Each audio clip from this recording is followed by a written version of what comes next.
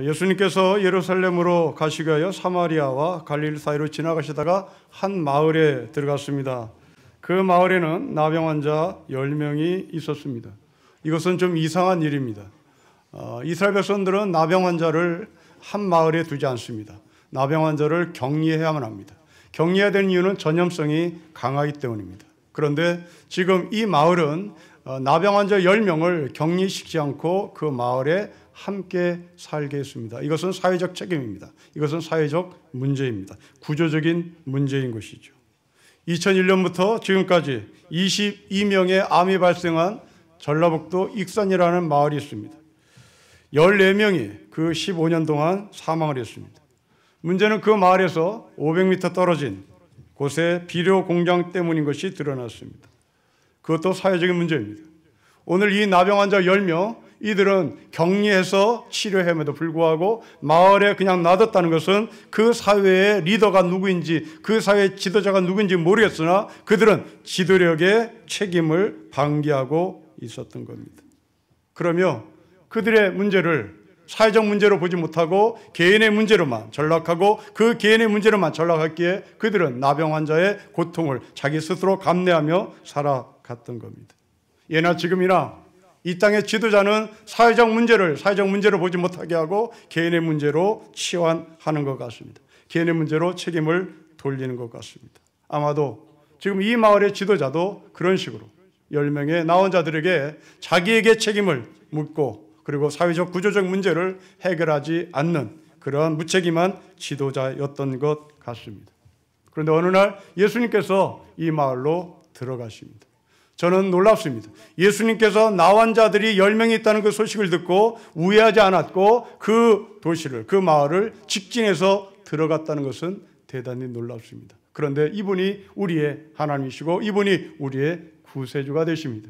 하나님은 우리에게 직진해서 오시는 분입니다. 하나님은 우리에게 중심 가운데 오시는 분입니다. 예수님은 우리의 주변을 돌다가 들어갈까 말까 왔다 갔다 하는 분이 아닙니다.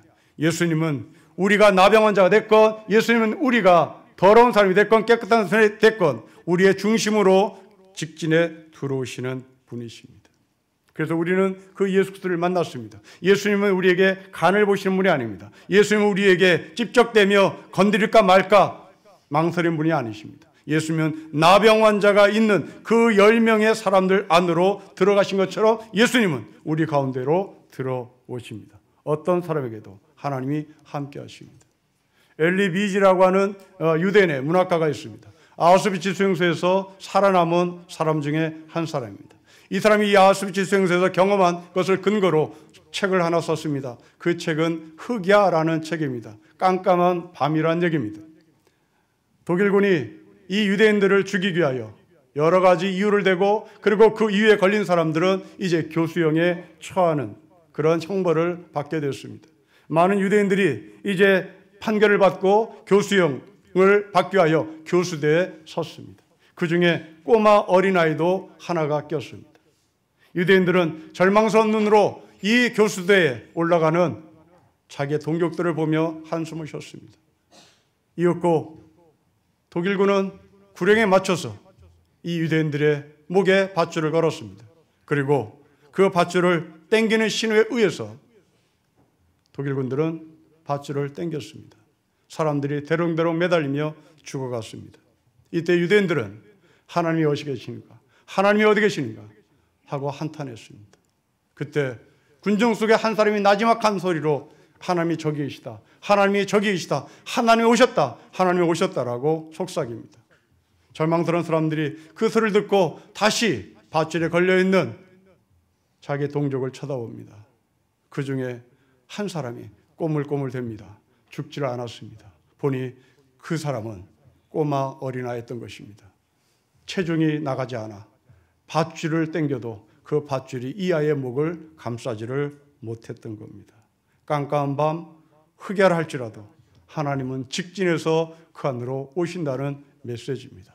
우리는 교수형에 처하는 어려움을 겪은 적은 없습니다. 그러나 거기에 버금가는 어려움과 고통은 있습니다. 이때 우리는 외칩니다. 하나님 어디 계시는가? 하나님 어디 계시는가? 외칠 때 하나님은 이 나병 환자의 깊숙이 들어오셨던 것처럼 우리 가운데 중심에 들어오셔서 우리가 생명이 있음을 확인시켜 주시고 우리에게 감사의 조건을 만들어 주시는 분입니다. 사망의 음침한 골짜기에 하나님은 찾아오십니다. 사회가 나병 환자를 버렸을 때 예수님은 그 안으로 들어오셨습니다.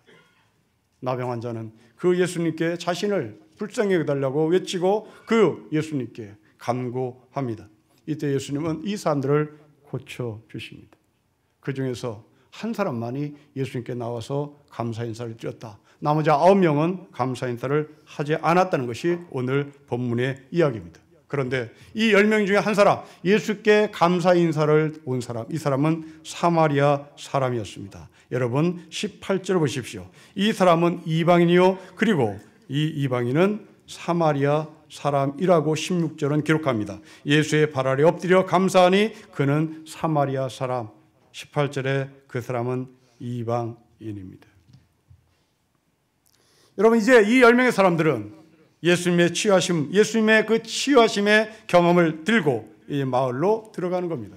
그 마을로 들어가기 전에 여러분 14절의 말씀처럼 제사장에 가서 자신의 몸을 보이는 것이 이들의 율법이었습니다.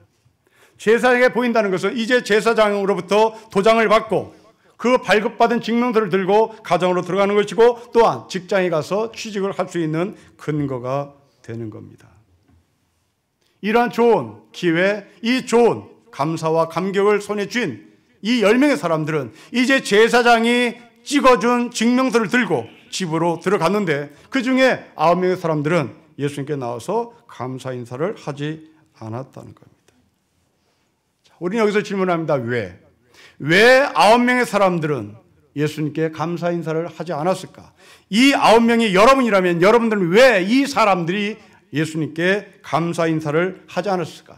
여러분들이 말기에 암에 걸렸는데 예수님께서 그 말기암을 고쳐주셨을 때 왜 우리는 그 감사 인사를 예수님께 나와서 하지 않았을까? 여러 가지 이유가 있을 겁니다. 어떤 사람은 예수님은 항상 나에게 감사의 조건을 그리고 감사의 결과를 주셨기 때문에 특별히 감사할 이유가 없다라고 말할지도 모르겠습니다. 어떤 사람은 마음으로 나는 감사했다고 말할지도 모르겠습니다. 어떤 사람은 그 예수가 나에게 해준 게 뭐냐고, 그 예수가 내 손을 붙잡아 준 적도 없고 그 예수가 나에게 안수해 준 적도 없고 그 예수가 나의 몸을 만져준 적도 없고 그 예수는 그냥 제사장에 가라고만 말씀을 했지, 그렇기 때문에 나는 그분에게 감사할 이유가 없다고 말할지도 모르겠습니다.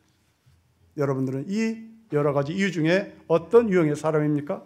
여러분들은 부모님에 감사하지 못하는 이유가 무엇입니까? 부모님께 감사함에도 불구하고 감사하지 않는 이유는 늘 부모는 나에게 감사한 조건이니까, 늘 부모는 나에게 감사한 일을 주니까 나는 감사할 이유가 없다고 말합니까? 아니면 나는 아버지 어머니에게 이미 감사했다라고 말할지도 모르겠습니다. 아니면 나의 아버지 어머니가 나에게 해준 게 뭔데?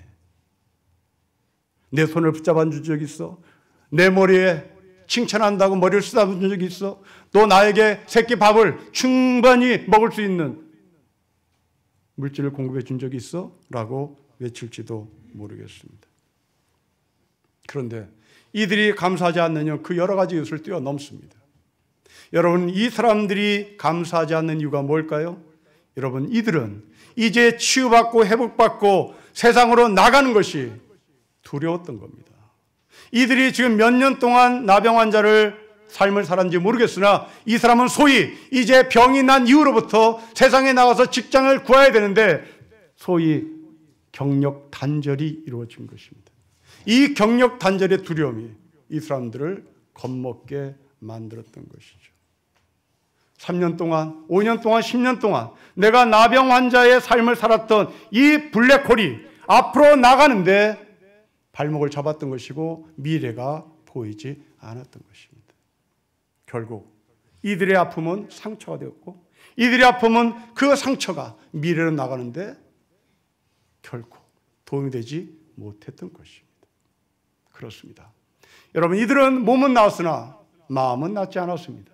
이들은 몸은 회복이 되었으나 마음은 여전히 앞으로 내가 세상에 나서 어떻게 살까? 내가 5년 동안 10년 동안 나병 환자의 삶을 살았는데 이제 나는 이 세상에서 어떤 누가 나를 취직하게 직장을 받아주지 않을 텐데 나는 경력 단절로 이 세상에서 밥을 먹을 수 없을 텐데 하는 걱정과 두려움이었을 것입니다. 그러나 이방인은, 사마리아 사람은 몸만 치유된 것이 아니었습니다. 이 사람은 마음까지 치유됐습니다. 과거의 경력 단절이 자기의 미래를 나가는데 걸림돌이 되지 않았습니다. 이 사람은 과거의 나병 환자가 자기의 삶을 통치했으나 이제부터 자기는 그 나병 환자의 아픔과 고통과 기억들이 자기를 지배할 수 없다고 선포한 것입니다. 그래서 예수님께 나와서 감사를 하는 겁니다. 여러분, 그렇습니다. 어떤 누구에게는 고난이 감사가 될 수 있는가 하면 어떤 누구에게는 고난이 분노가 될 수 있습니다. 고난이 감사가 될 수 있는 사람은 과거의 나병 환자의 삶이 자기에게는 더 이상 미래로 나가는데 걸림돌이 되지 않는다는 것을 선포하는 사람입니다. 감사를 잊은 사람은 과거만 보는 사람입니다. 감사를 잊은 사람은 몸은 회복이 됐으나 마음은 아직까지도 여전히 나병 환자의 모습일지도 모르겠습니다. 하지만 감사를 하는 사람은 미래로 나가는 힘을 갖게 됩니다. 독일의 신학자 몰트마이라는 분이 계십니다. 이분이 독일 사람입니다. 독일군으로 징집됐습니다. 2차 세계대전의 이야기입니다. 영국군에게 포로가 됐습니다. 영국군에 포로돼서 고통 가운데 있을 때 이 몰트만은 신학자로서 그 안에 하나님이 계신다는 것을 고백했습니다. 그리고 전쟁이 끝난 후에 이 사람은 자신의 신학 세계를 구축했습니다. 이 몰트만의 신학 세계는 희망의 신학이었습니다. 이 희망의 신학은 독일군으로서 영국군에게 잡혀 포로 생활을 했던 몰트만에게 있어서 어마무시한 신학 세계를 볼 수 있는 근거가 됐던 것입니다. 만일 이 사람이 영국군의 포로가 잡혀 그 포로 생활이 이 사람을 지배했다면 이 사람은 후배들에게 희망의 신학이라는 이 놀라운 신학의 세계를 소개할 수 없었을 것입니다. 그리고 그 사람은 그렇게 아파다가 죽었겠죠. 똑같은 아픔, 똑같은 고난, 똑같은 어려움이었으나 9명의 사람은 과거가 이 사람을 짓눌렀고 과거가 이 사람들의 발목을 잡았습니다. 그러나 한 사람은 미래로 가는 걸음돌이, 미래로 가는 걸음이 된 것이 바로 이 나병 환자의 시간이었습니다. 성도 여러분, 여러분들이 미래에 대한 소망이 없다는 이유가 무엇입니까? 여러분, 미래는 우리에게 그림처럼 보여줄 수가 없습니다. 미래는 우리가 모르는 채로 가야 되는 것입니다. 미래는 우리가 앞이 보이지 않는 상태로 가야만 하는 시간입니다. 그러나 누군가는 그 미래에 나가는 것이, 미래로 나가는 것이 두렵고 떠오는 사람이 있는가 하면 누군가는 그래도 가보자라고 외치는 사람이 있을 겁니다. 두려운 사람은 과거에 사로잡힌 사람입니다. 나가고자 애쓰는 사람은, 나가겠다고 결심하는 사람은 과거가 치유된 사람입니다. 저는 여러분들이 몸만 치유되는 것이 아니라 마음까지도, 기억까지도, 상처까지도 치유되는 하늘의 백성이 되시기를 바랍니다. 여러분의 그 어두운 과거, 여러분의 어두운 상처가 여러분의 발목을 잡는 것이 아니라 오히려 그것이 미래를 가게 하는 힘이 되는 사실입니다. 똑같이 경력 단절입니다. 그러나 9명의 사람과 1명의 사람은 경력 단절을 바라보는 시각이 전혀 달랐습니다. 한 명은 취직할 수 있다, 세상에 나가서 이길 수 있다, 나는 세상에 살아갈 능력이 있다, 이것을 고백했기에 그 고백을 한 이 사람은 예수님께 나와서 감사 인사를 드릴 수 있었습니다. 또한 이 9명과 1명의 사람을 다른 관점에서 보십시다. 여러분, 10명의 사람들은 모두 병이 나은 것 때문에 기뻐했을 것입니다. 감사했을 것입니다. 그러나 9명의 사람은 감사 인사를 하지 않았고 1명의 사람은 감사했습니다. 여러분, 이것을 무엇을 말할까? 여러분, 성경에 말하는 감사는 결과를 근거로 감사하는 것이 아닙니다. 지금 이 9명의 사람은 병 나은 것이 기뻤고 병 나은 것이 감사했으나 그것으로 끝이었습니다. 그런데 1명의 사람은 그 병을 낫게 하신 예수님께 찾아와서 감사 인사를 드립니다. 성경에 말하는 감사는 결과에 있지 않습니다. 성경에 말하는 감사는 인격 앞에서 감사입니다. 하나님께 감사한 것입니다. 하나님이 나에게 어떤 열매를 맺느냐에 따라서 감사가 있을 것인가 없을 것인가 갈등하는 것이 아니라 하나님 때문에 감사하는 겁니다. 여러분, 부모님에게 감사하는 이유가 무엇입니까? 부모님께 감사하는 근거가 무엇입니까? 부모님이 나에게 해준 일 때문에 감사합니까? 여러분에게 하나님께서 감사라고 말씀할 때 그 하나님께 감사하는 근거가 무엇입니까? 한 해 동안 나에게 수익이 얼마인가, 나에게 열매가 얼마인가를 계산하고 결정하겠습니까? 그렇다면 여러분들은 9명의 사람들입니다. 한 명의 사람은 열매 때문에 감사하지 않습니다. 그 열매를 주신 예수님께 와서 감사합니다. 세상은 열매 때문에 감사합니다. 세상은 부모가 나에게 무엇을 해주냐에 따라서 그 부모에게 감사하겠다고 결정합니다. 그러나 교회는, 성도는, 하늘의 백성은 예수님 때문에 감사합니다. 하박국 선지자를 보십시오. 하박국 선지자가 진짜 하나님을 만나기 전까지는 이 사람이 열매로 근거를 두고 하나님께 감사하겠다고 왔다 갔다 했던 사람입니다. 그런데 하박국은 진짜 하나님을 만난 이후에 우리의 송아지가 없어도, 외양간에 양이 없어도 나는 하나님 때문에 감사하겠다고 고백합니다. 여러분, 세상의 감사와 하늘의 감사는 이렇게 다릅니다. 어떤 책을 읽어보며 세상에는 두 종류의 아빠가 있다는 것을 소개합니다.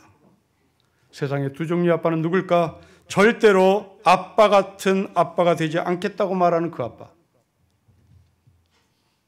또 한 종류의 아빠는 이 다음에 아빠 같은 아빠가 되겠다고 고백하는 그 아빠입니다. 여러분은 어떤 아빠입니까?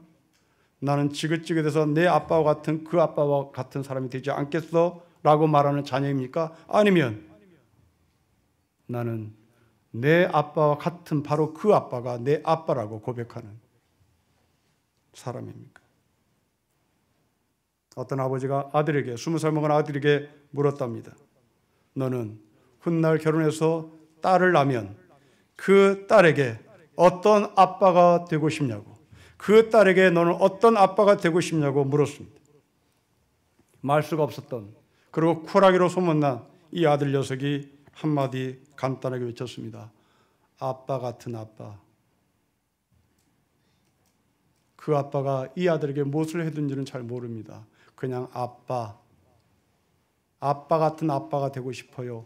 인격입니다. 자녀는 아빠로부터 인격을 배운 것이고 그 인격에 감사하는 겁니다. 이 아빠는 세상의 권력을 가진 아빠도 아니었겠죠. 이 아빠는 돈을 맞은 아빠도 아니겠죠.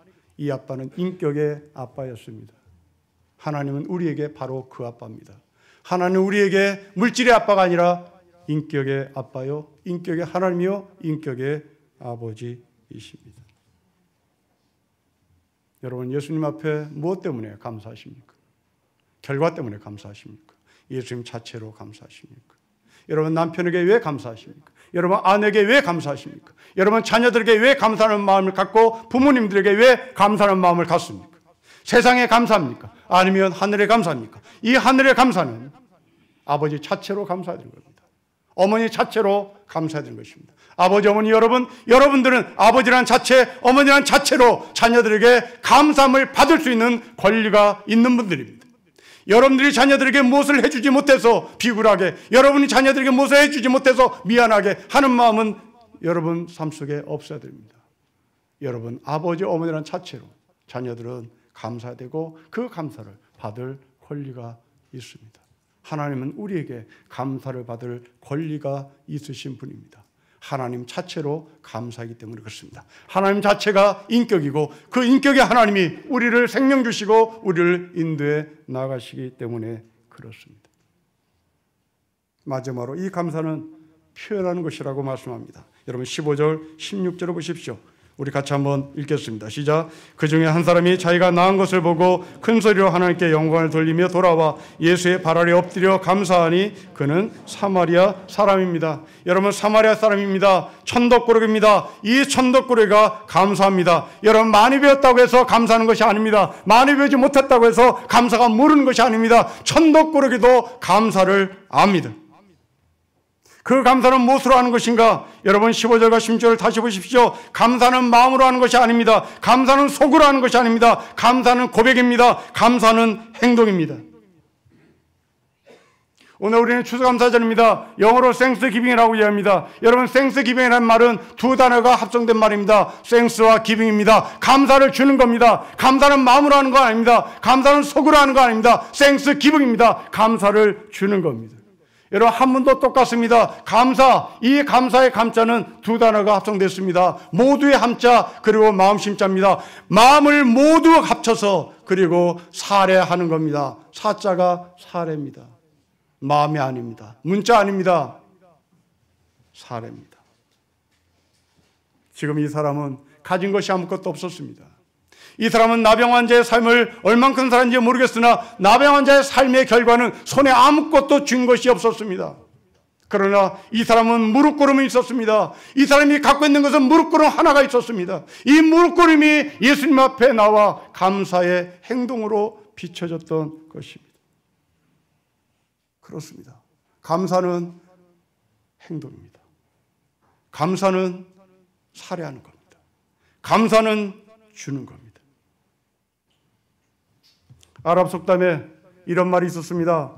감사하는 사람에게 감사하는 이유를 물어봤습니다. 당신은 왜 감사하며 사냐고 라고 물었더니 이 사람의 대답입니다. 감사는 전염성이 강해서 결국 나에게 다시 돌아오더라. 감사는 전염성이 강해서 결국 나에게 돌아오더라. 제 자신의 경험에 하면 이것은 진실인 것은 틀림없습니다. 진리인지는 모르겠습니다. 진리인지는 모르겠으나 진실인 것은 틀림없습니다.